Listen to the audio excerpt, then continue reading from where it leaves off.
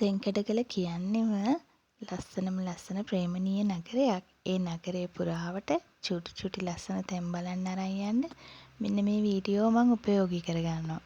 ඉතින් මේ මහනුවරට පය තියලා තියෙන ඔයාලටත් මේ මහනුවර බලන් ඉන්න ඔයාලටත් මම ආරාධනා කරනවා ඉක්මනින්ම ආයි පාරක් අපි මහනුවර බලමු කියලා. ඉතින් දළදා වීදියෙන් පටන් අරගෙන මාලිගාවට ගිහිල්ලා ක්වීන්ස් එක ඉස්සරහින් ඇවිල්ලා මෙන්න මේ මහනුවර දිහා බලාගෙන ඉන්න ඒ අපේ ලස්සනම ලස්සන කඳුකරයක් උඩ තියෙන ඒ ලස්සන බුදු පිළිම වහන්සේ කොතනද කියලා ඔයාලා දන්නව නේද? මේ දී ඇලි ලස්සනම ලස්සන ගංගා ඇලදොල කඳු යායවල් වලින් හන්තාන කන්දෙන් වට කරගෙන මෙන්න මේ ලස්සනම ලස්සන මේ නිදහස් පරිසරය අත්විඳින්න ඔයාලා කැමති නම් එන්න ඕනේ නුවරටම තමයි. ලංකාවේ හැම දිස්ත්‍රික් එකකම හැම ගම්මානයකටම විශේෂ වෙච්ච තැන් තිබුණට ඒ තැන්වල තියෙන ලස්සන තවත් තැනක නෑ. ඒ වගේ තමයි අපේ මුළු ලංකාවම ලස්සනයි. ඒ ලස්සන අතරින් මේ මහනුවර තියෙන දේශගුණයත් එක්ක ඔයාලට දැනෙන්නේ වෙනමම හිතේ නිදහසක්. ඒ නිදහස උපරිමයෙන් භුක්ති විඳින්න එන්න කියලා මං ආරාධනා කරනවා.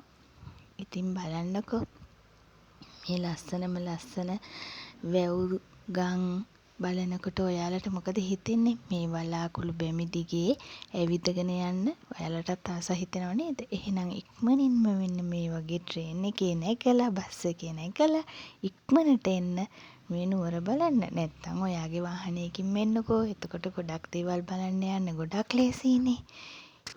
මුළු නුවර දිහාම සමාධියෙන් බලාගෙන ඉන්න ඒ භෛරවකන්ද බුදු පිළිම වහන්සේ.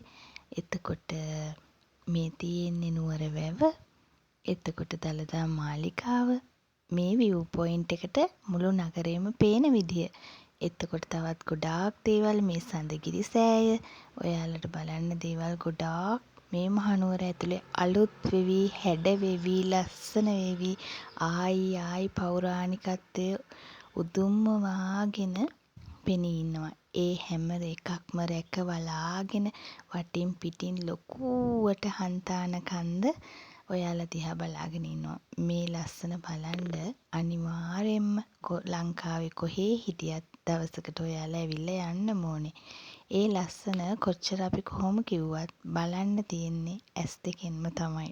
මොකද අපි මේ රූපරාමු කොච්චර බැලුවත් ඒ ඇස් දෙකෙන් විඳින තරම් විඳින්න බෑ කිසිම දෙයක්. උදේට හවසට ඇහෙන මේ තේවානාදයත් එක්ක මේ මහනුවර උසලන්නේ පුදුමාකාර ශාන්ත බවක්. හැබැයි දැන් වාහනවල සද්දෙත් එක්ක එළිය අපිට ලොකු ഘോഷාකාරී හඬක් ඇහුණත් ඒ තැන්වලට ගියාට පස්සේ අපට දැනෙන්නේ නැවීම සැනසීම කොතෙක්ද කියලා කියන්න බෑ. ඒක නිසා අනිවාර්යෙන්ම එක දවසක් හරි ඇවිල්ලා මේ බලලම යන්න ඕනේ නගරයක් කියලා මං හිතනවා. ඉතින් මේ ක්වීන්ස් එක දිගේ ඈතට තියෙන කඩපේලි ගානේ ඇවිදගෙන ගිහිල්ලා රස කෑම කාලා ලස්සන තැන් බලලා වැවරවුමි ටිකක් වාඩි වෙලා ඉඳලා ඒ බෝට්ටු යන දිහා බලාගෙන ඉඳලා විව් පොයින්ට් එකට ගිහිල්ලා මෙන්න මේ වගේ මුළු නුවරම බලන්න. ඔයාලටත් ලොකු ආසාවක් තියෙනවා නම් ඉක්මනට එන්න මේ මහනුවර බලන්න.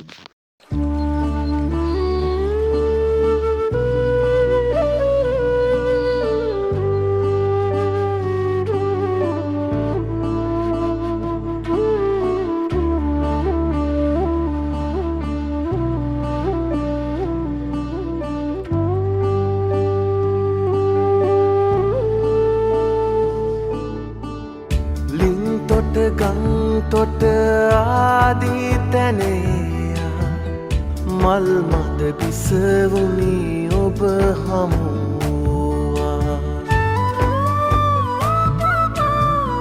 ලින් තොට ගං තොට ආදී තැනේ මල් මද පිසවුනි ඔබ හමුවා.